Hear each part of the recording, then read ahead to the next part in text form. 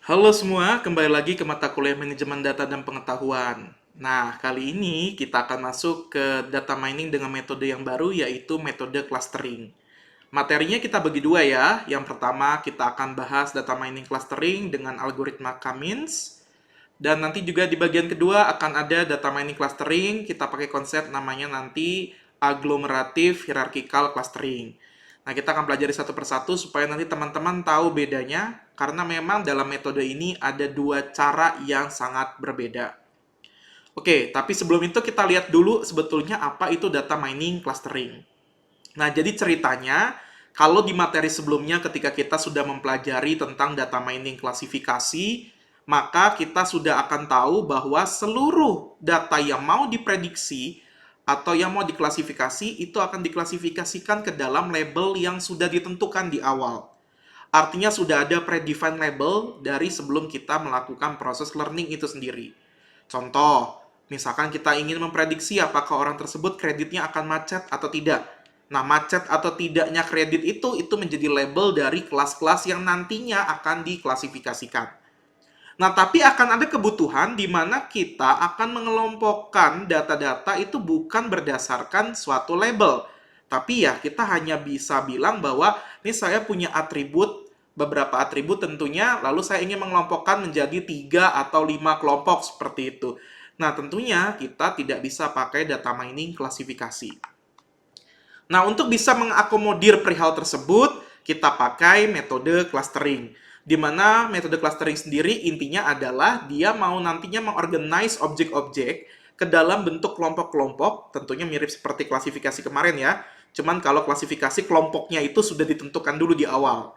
Nah, kalau ini tidak, jadi kelompoknya kita sebut dengan cluster nanti, yang anggota kelompok di dalam sebuah clusternya itu memiliki kemiripan satu sama lainnya.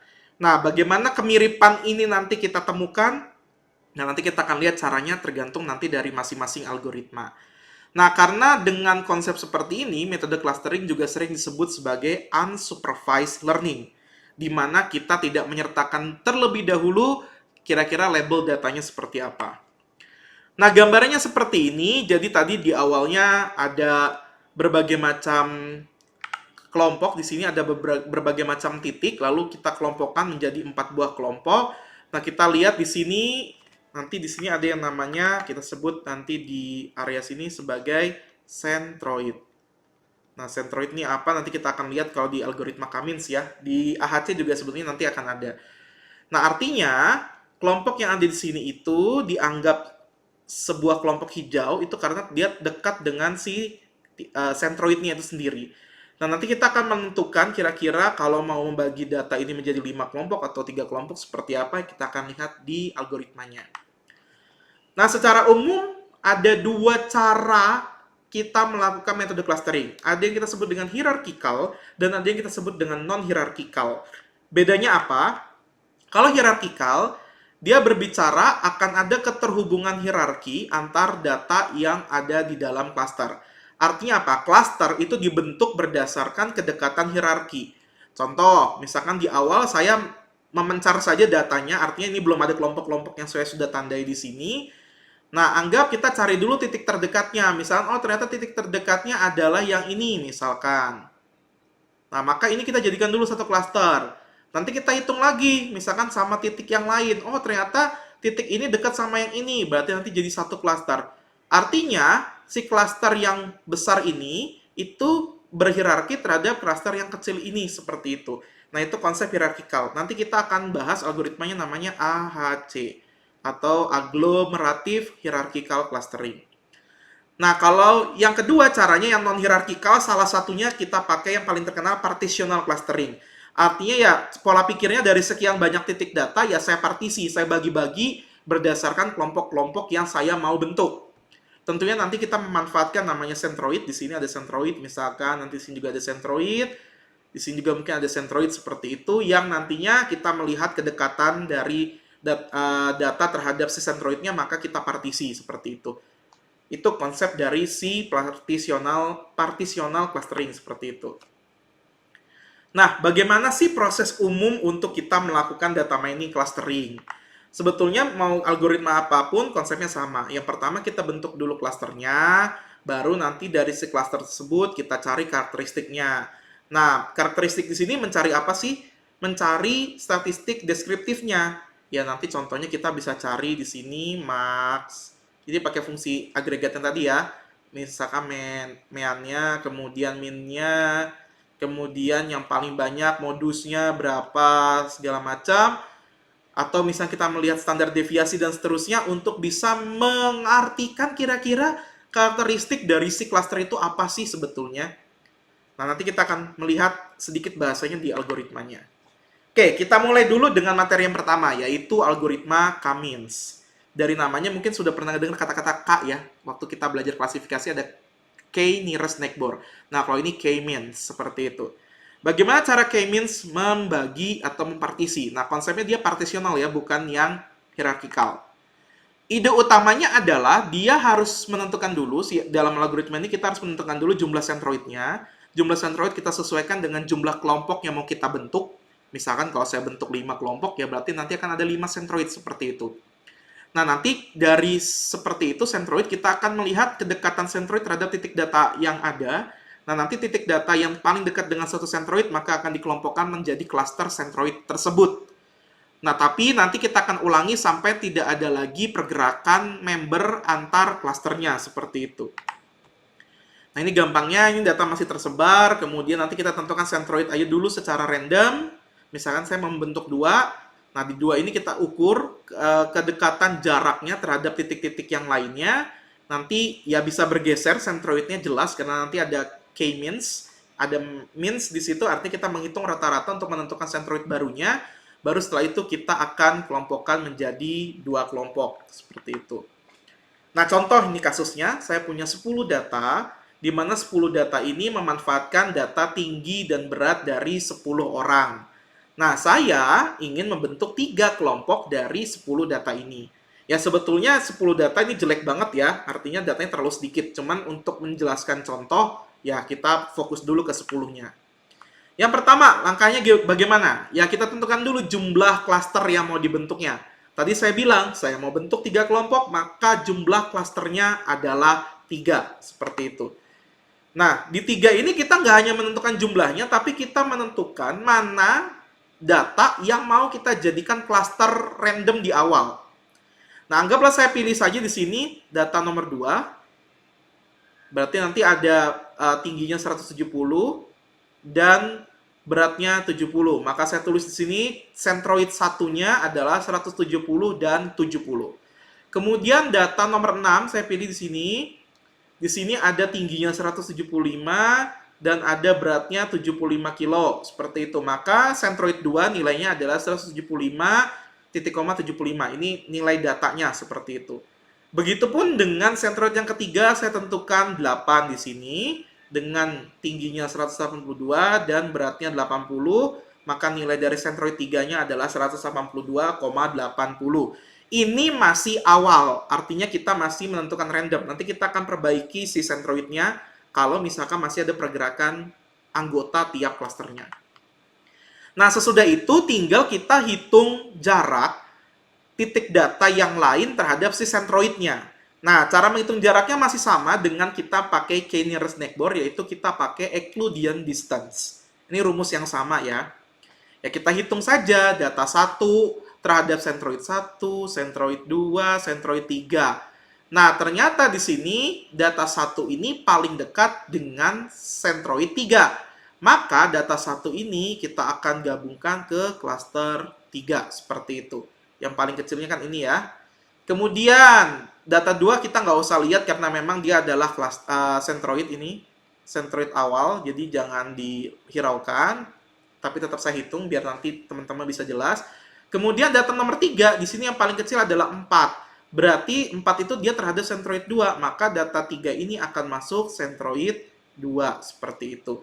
Dan seterusnya sampai seluruh data kita hitung berdasarkan jarak dengan sentroidnya. Nah, kalau sudah, kita akan menentukan klaster-klasternya yang tadi, kita catat dalam tabelnya, ya ini dengan cara yang tadi ya. Kita pilih yang paling dekatnya, sudah kebentuk ada C3, C1, dan seterusnya.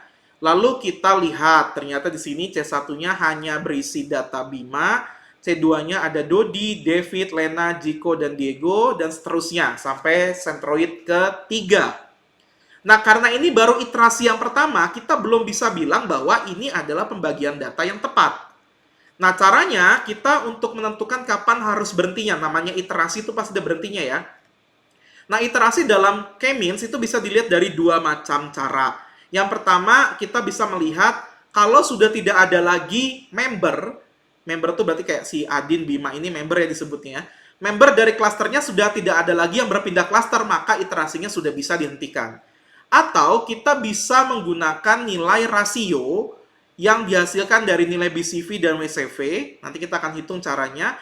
Nah, kalau nilai rasio iterasi sesudahnya, jadi kita akan melakukan lagi iterasi dengan cara yang sama seperti tadi. Kalau nilai rasionya lebih kecil, maka sudah berhenti seperti itu. Nah, kemudian ini ada rumus BCV-nya, di mana rumus BCV dihitung masih sama pakai Euclidean distance.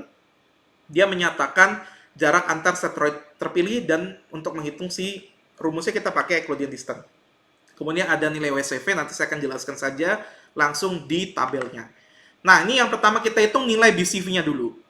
Jadi tadi kita punya centroid 1, centroid 2, dan centroid 3. Nah, kita hitung jarak antar centroidnya. Jadi centroid 1 terhadap centroid 2, centroid 1 terhadap centroid 3, dan seterusnya. Kita temukan sekian.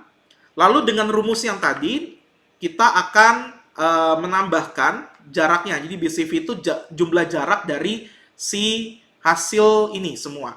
Jadi 7,01 ditambah 15,620 tambah 8,602. Hasilnya sekian.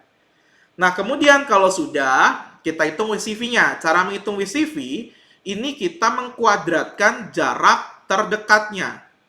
Nah, jarak terdekatnya tadi untuk yang klaster 1 ini adalah 3,162. Ini jangan bingung lagi ya, dilihat dari sini nih, 3,162-nya. Nah, kita ambil jarak terdekatnya saja, kemudian kita kuadratkan. Ini saya langsung bulatkan saja, lalu saya hitung jumlahnya adalah 160. Nah, kalau sudah rasio dihitung dari BCV dibagi WCV, hasilnya sekitar 0,196. Tapi karena ini masih iterasi ke-1, sekali lagi, si rasionya belum punya pembanding. Jadi mau nggak mau kita lanjutkan ke iterasi yang kedua. Nah, di iterasi yang kedua, langkahnya itu mengulang langkah yang pertama sampai sekian yang tadi kita sudah bahas. Namun, centroidnya kita tidak tentukan random lagi. Tapi centroidnya kita tentukan berdasarkan klaster yang sudah terbentuknya. Nah, kita mencari centroid barunya dengan menggunakan nilai rata-rata. Itulah kenapa metode ini disebut sebagai K-means, karena memanfaatkan nilai rata-ratanya. Nah, jadi langkah berikutnya adalah kita menentukan nilai centroid barunya dari 3 klaster yang tadi terbentuk. Caranya kita cari rata-rata dari per masing-masing atributnya. Nah, karena di sini klaster 1 atau centroid 1 ini hanya memiliki satu data, maka rata-ratanya udah pasti data itu sendiri. Kemudian C2, kita rata-ratakan nih 5 data yang Dodi, David, sampai Diego tadi. Kita rata-ratakan, ini tingginya, ini beratnya. Begitupun C3 dengan centroid ketiganya 180,82. Nah, nilai rata-rata ini kita jadikan nilai centroid yang baru. Jadi C1 170,70, C2 176,2, titik koma 77,4 atau 0,5, ini bisa aja dibulatkan seperti itu, dan seterusnya sampai C3 seperti itu. Nah, kalau sudah, kita lakukan lagi perhitungan jarak dari titik data terhadap centroid barunya. Jadi data pertama dihitung lagi dengan ke centroid yang 1, 2, dan 3.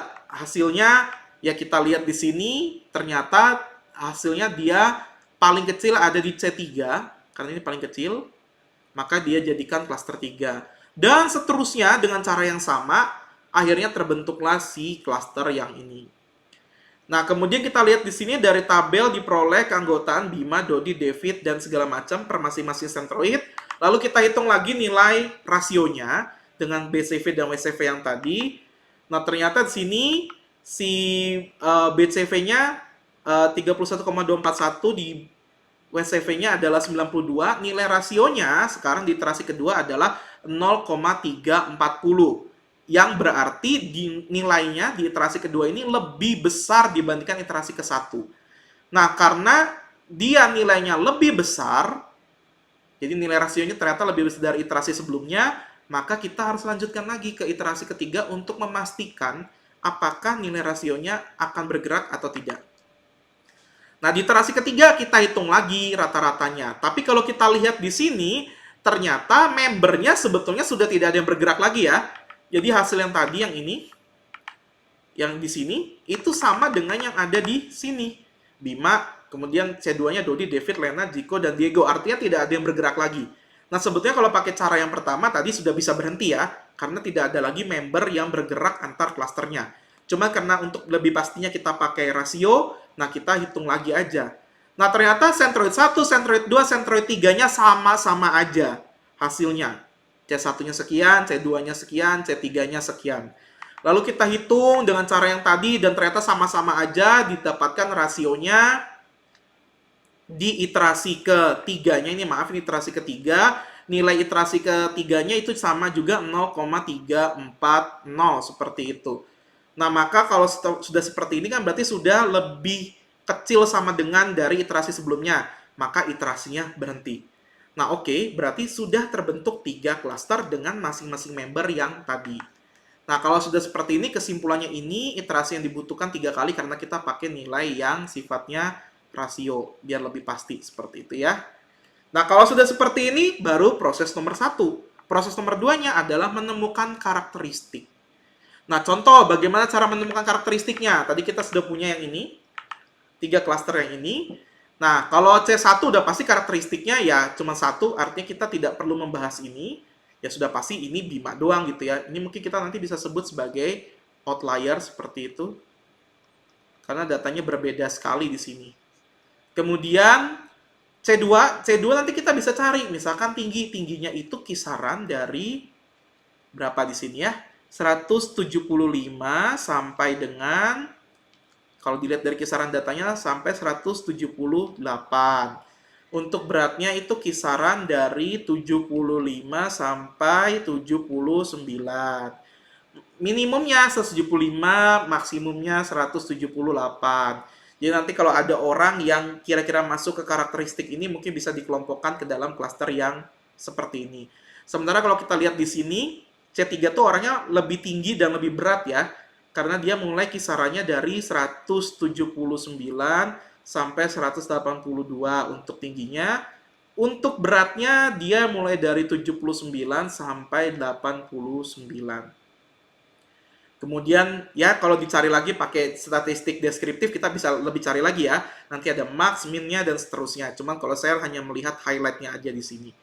Nah, itulah tadi cara kita membentuk klaster menggunakan algoritma K-means. Di materi berikutnya kita akan melihat bagaimana cara membentuk si klaster tapi menggunakan konsep yang hierarkikal. Nanti menggunakan agglomerative hierarchical clustering. Di materi kali ini cukup sampai sini saja. See you next.